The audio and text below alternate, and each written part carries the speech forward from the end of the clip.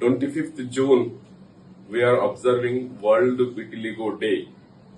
The theme is Stigma to Strength. Vitiligo is not contagious.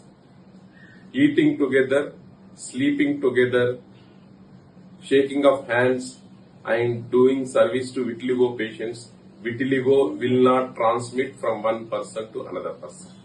Good morning to all.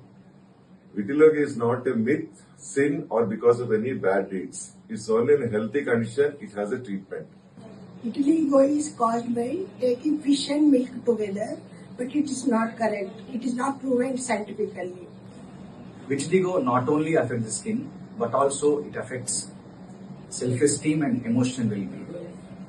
Vitiligo has treatment. There are several treatment options and the outcome increases with early care. Vitiligo patients can marry and have a normal family like all others.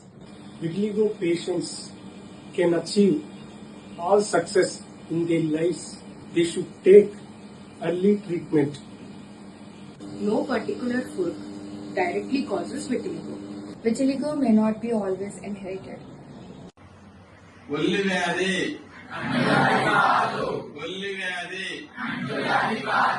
ఒల్లి వ్యాధి చాలా వరకు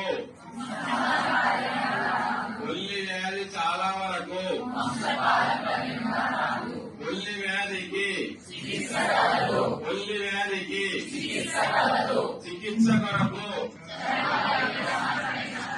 చికిత్స కొరకు ఆరోగ్య సమస్యలు వచ్చినప్పుడు, చర్మ సమస్యలు వచ్చినప్పుడు చర్మ వైద్యులను